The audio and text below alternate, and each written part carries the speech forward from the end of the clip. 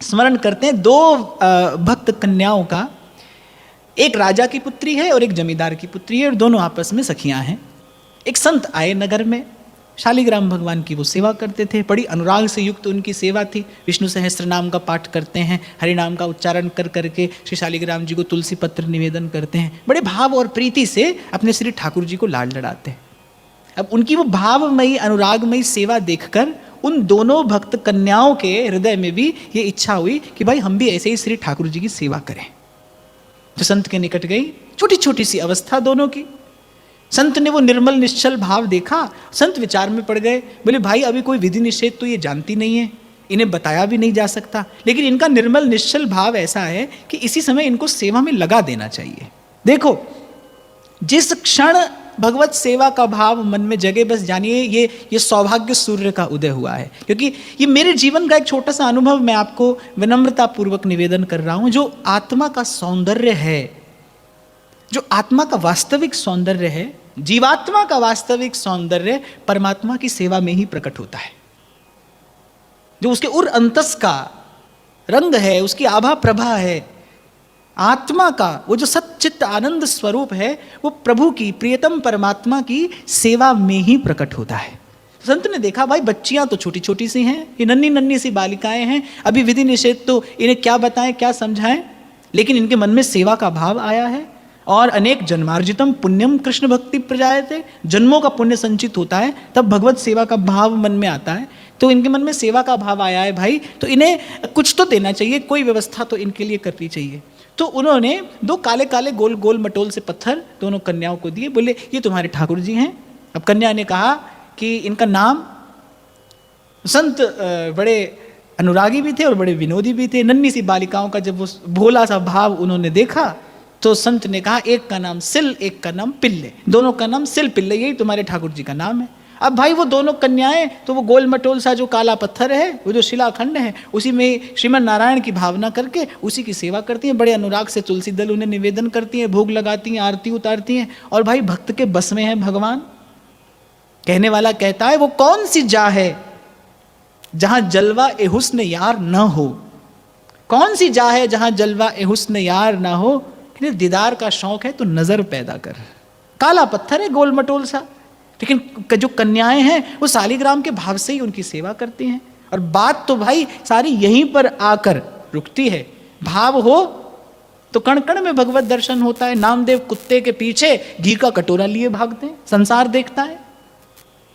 और एक हम हैं, गोद में भगवान को लिए बैठे हैं और मन जाने संसार का कौन कौन सा जंजाल लिए घूमता है। एक हमारी दशा है। तो बड़े भाव से बड़े प्रेम से उनकी सेवा करते करते अवस्था बड़ी हुई, विवाह का समय आ गया। तो एक जो वो जमींदार की पुत्री थी, उसके दोनों भाइयों में आपस में किसी बात पर कोई विवाद हो गया। दोनों भाइयों में विवाद हुआ। एक भाई शक्तिशाली था, उसने दूसरे भाई का घर और माल सब लूट लिया, और उस लूट में ये जो ठाकुर जी का बटुआ था ये भी संग में चला गया। अब भाई इस कन्या के हृदय में तो बड़ी भारी व्याकुलता। ये तो श्री ठाकुर जी के बिना अपने प्राण त्यागने को आतुर, ठाकुर जी के बिना एक पल को चैन नहीं। और जैसे उस दिन श्री वल्लभाचार्य महाप्रभु के प्रसंग में मैंने आपको निवेदन किया था ना, भाई अपने ठाकुर जी से ऐसी ही प्रीति होनी चाहिए। एक बात मैं आपको निवेदन करूं, यदि आप अपने ठाकुर जी की सेवा करते हैं तो उन्हें परिपूर्ण मानकर ही उनकी सेवा करिए। वो जो आपके घर में विराजमान है वो आधे अधूरे नहीं है, वो परिपूर्ण सच्चिदानंद स्वरूप प्रभु ही आपके घर में विराजमान है। इसी भाव से सेवा हो तो ही वो सेवा कहलाने योग्य है। अब उस कन्या का तो भाई जीवन सर्वस्व लूट लिया हो जैसे किसी ने, उसके तो प्राण धन जैसे चले गए। वो तो उनके बिना ऐसे आकुल व्याकुल छटपटाई बौराई से यहाँ यहाँ मारी मारी फिरे। किसी घर के बड़े बूढ़े ने कहा कि अरे बहन के लिए तो दोनों भाई एक से होते हैं, ये भी तेरा भाई है वो भी तेरा भाई है, वो भाई ले गया तो उसके यहाँ चली जा और ले अपने ठाकुर जी को पुण्य प्राप्त कर ले। वो बेचारी गई। अब वहां भाई उपहास उड़ाया गया उस कन्या का। एक ने कहा कि तू ही ऐसी व्याकुल है या उन्हें भी तेरी कोई चिंता है। एक घर के किसी व्यक्ति ने कह दिया कन्या से कि तू ही ऐसी व्याकुल है अपने ठाकुर जी के लिए या उन्हें भी तेरी कोई चिंता है। ये बात सुनकर तो उस प्रेम बोझिल हृदय पर बड़ी भारी चोट लगी। वो तो अकुला पड़ी और भक्त के पास प्रथम और अंतिम मार्ग क्या है? अपनी करुण पुकार से प्रभु को पुकारना। वो तो बस उसी स्थान पर खड़ी होकर बिनती सुनिए नाथ हमारी, हृदयेश्वर हरि हृदय बिहारी, हृदयेश्वर हरि हृदय बिहारी, विनती सुनिए नाथ हमारी। बाहर नेत्र खोलकर देखती है तो संसार हंस रहा है। देखो कैसे पगलाई जा रही है अपने ठाकुर जी के लिए। अरे क्या होता है ये सब? अब भक्ति भाव से विमुख लोग तो भाई ऐसा ही आचरण करते हैं। बाहर संसार हंस रहा है और भीतर हृदय धन के लिए रो रहा है, बिलख रहा है। दीनानाथ अनाथ का भला भया संजोग, जो अब तारोगे नहीं, मेरी हंसी करेंगे लोग।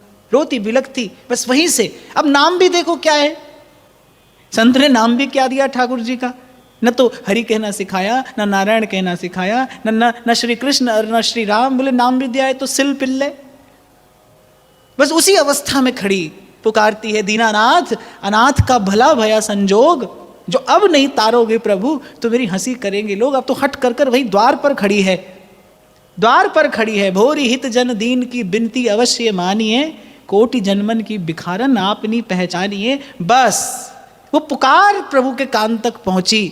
और मैं तो प्रथम दिन से ही व्यासपीठ से यही निवेदन करता आया हूँ कि भाई न भगवान हंसने से मिलते हैं, न रोने से मिलते हैं, और न कहीं खोजने से मिलते हैं। प्रभु तो पुकारने से आते हैं, पास चल कर आते हैं। तो मुझे तो लगता है ये भक्ति सिद्धांत है भाई। भगवान तो पुकारने से आते हैं आपके निकट, पुकारिए उन्हें। मैं तो प्रथम दिन से व्यासपीठ से यही गाते गाते आज यहाँ तक पहुँचा। तुझको पुकार रहे आओ आओ रसिया, तुझको पुकार रहे आओ आओ रसिया, सब दुख दूर हुए जब तेरा नाम लिया। तो बड़े करुण हृदय से प्रभु को पुकारा। और देखते ही देखते जो संसार उपहास कर रहा था, देखते ही देखते आकर हृदय से लग गए प्रभु। वो जो शालिग्राम जी का बटुआ था, अब तो वो शालिग्राम ही है क्योंकि नारायण के भाव से उनकी सेवा हो रही है। वो जो ठाकुर जी का बटुआ था वो आकर लगा हृदय से, देखता रह गया सारा संसार। और जो उसकी सखी थी उसका विवाह हुआ, जो राजा की कन्या थी उसका विवाह हुआ किसी दूसरे राजा के पुत्र से। और संयोग कह लीजिए, प्रारब्ध कह लीजिए, प्रभु की लीला कह लीजिए। भगवत विमुखों का परिवार, साधु संत का तो नाम भी किसी ने नहीं सुना। और मुझे तो लगता है भाई एक भक्त के लिए इससे प्रतिकूल और कोई स्थिति नहीं हो सकती। गोस्वामी जी तो कहते हैं बरु भल वास नरक कर त्राता। नरक का वास अच्छा है पर दुष्ट संग जिन देई विधाता। हे प्रभु विमुख का संग न मिले। प्रियादास जी भक्तमाल की टीका में कहते हैं, प्रभु मुझे हाथी के पैर तले कुचलवा दीजिए, हाथी के पैर तले कुचलवा दीजिए, कांटों की शैया पर सुला दीजिए, किसी भी नरक में मुझे रखिए, लेकिन ऐसे जन का संग ना दीजिए जो आपसे विमुख हो, जिसके हृदय में आपकी भक्ति ना हो। ऐसे भक्ति विहीन का संग मुझे ना दीजिए। तो भाई उस राजा की जो कन्या का विवाह हुआ एक भगवत विमुख से, उसके हृदय में बड़ी पीड़ा कि भगवत विमुख मेरा स्पर्श करेगा। तो वो जब पालकी में बैठी जा रही है ससुराल, तो उसने हृदय से लगाए हैं अपने वो ठाकुर जी का पिटारा जो है वो छाती से चिपटाए बैठी है, नेत्रों से अश्रु की धार बह रही है। हे प्रभु क्या मेरे भजन भाव में खोट था कि आपने मुझे किसी ऐसे विमुख के संग जीवन यापन करने को दिया। वो ऐसी रोती बिलखती पहुंची ससुराल। अब भाई वो वहाँ न तो किसी से बात करे न किसी की ओर देखे, और पति को तो अपने निकट भी नहीं आने दे। वो जो पिटारा है ठाकुर जी का, वो जो बटुआ है उसी को हृदय से लगाई है और रोती है। न कुछ खाए न पिए और बस रोती रहे कि हे प्रभु हे नाथ, ये भगवत विमुख का संग मुझे क्यों? मुझे तो इनकी ओर देखना भी नहीं सुहाता, ना इनके मस्तक पर वैष्णव तिलक है, ना इनके गले में तुलसी की कंठी सुहाती है, ना यहाँ पर आपका नाम है, ना यहाँ साधु संतों के चरण पड़ते हैं। अरे ऐसा महल, ऐसा परिवार मेरे किस काम का। अब उसके हृदय की पीड़ा को कौन जाने, कौन समझे। ससुराल के लोग उसे एक से एक सुंदर अमूल्य रत्न हार दे रहे हैं, सुंदर उपहार दे रहे हैं, पर उसका मन तो लगा है अपने प्रभु में, अपने प्रियतम में, प्राण प्यारे में। अब पति ने देखा कि भाई ये जो हृदय से लगाई रहती है ना, ये पिटारी, जो भी बाधा है बस वो इसी में है। अब उसने क्या किया, वो पिटारी उठाई और जाकर नदी में डाल दी। अब तो भाई जो रहा सहा जीवन आधार था वो भी चला गया। अब तो कन्या बहुत व्याकुल। अब तो निश्चित कर लिया उसने कि अगर प्रभु ने मुझे त्याग दिया, पहले ही संकेत मुझे मिला जो ऐसे भगवत विमुखों के यहाँ मुझे आना पड़ा, ऐसे भगवत विमुख पति से मेरा संग हुआ। मैं तो जान ही रही थी अवश्य अवश्य मेरी पूजा में, मेरी आराधना में कोई खोट हुआ है, कोई त्रुटि हो गई, मुझसे अपराध हो गया कोई, जो ऐसा संबंध बना मेरा। और अब तो निश्चित हो गया, मेरे प्रभु ने भी मेरा परित्याग कर दिया। अभी जीवन धारण करने का क्या लाभ। वो तो विष खाने को आतुर, प्राण त्यागने को आतुर। अब ससुराल के लोग बड़े चिंतित हुए भाई कि नई आई वधू है और इसका ऐसा आचरण क्यों। प्रत्येक व्यक्ति उसको दुलरा रहा है, उसको मना रहा है, पति रिझाने का प्रयास कर रहा है। वो कहती है कि जब तक प्राण धन न आए तब तक मैं तो किसी भी स्थिति में तुम लोगों की ओर देखने को भी तैयार नहीं हूं, और निश्चित रूप से अपने प्राण त्याग दूंगी। मैं ऐसा जीवन धारण ही नहीं कर सकती जिसमें मेरे प्रभु ना हो, जिसमें मेरे प्रियतम ना हो। अब भाई घर के लोगों ने उस युवक को डांटा, राजकुमार को डांटा कि क्या पड़ी थी जो पिटारी ले जाकर नदी में डाल दी। अब तो कोई उपाय नहीं है, यदि इसने विष खा लिया तो हम तो समाज से बहिष्कृत हो जाएंगे, संसार को क्या उत्तर देंगे। अब भाई किसी ने कहा कि जहां पर पिटारी डाली थी वहीं इसे लेकर चलो। अब उसे रथ पर बैठाकर और उस स्थान पर लेकर गए जहां राजकुमार ने पिटारी फेंकी। अब वो तो नदी के किनारे बिलख बिलख कर रोए, वहां नदी की धारा और यहां उसके नेत्रों से अश्रु की धारा। क्या समाधान हो। अब वो जैसे ही प्राण त्यागने को आतुर हुई, पति ने, सास ने, ससुर ने, सब लोगों ने कहा कि तू जो कहेगी हम करेंगे, हम तेरा कहा करने को तत्पर हैं, तैयार हैं, तू जैसा कहेगी हम करेंगे, लेकिन ये प्राण त्यागने का विचार अपने मन से निकाल।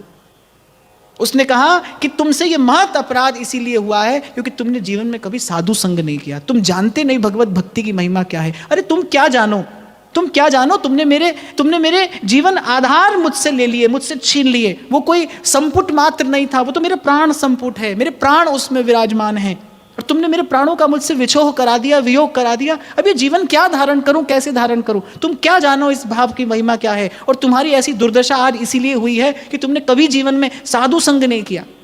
अब तो भाई वो बेचारे कन्या के पांव पड़े कि तू जैसा कहेगी ऐसा करेंगे, तू कहेगी तो नित्य प्रति साधुओं को बुलाकर जिमा देंगे, लेकिन तू ये प्राण त्यागने का विचार जो अपने मन से निकाल और घर चल। अब उसने कहा भाई यहां तक आ गई हूं तो अब तो प्रभु को लिए बिना नहीं जाऊंगी, कह तो यहीं पर प्राण दूंगी और क्या अपने प्रभु को लेकर ही संग में जाऊंगी। उसने भी उसी रीति से, जब तेरे गोकुल पे भीड़ पड़ी भारी, धर लिया गोवर्धन तूने, हो गया गिरिधारी, हो गया गिरिधारी, हो गया गिरिधारी।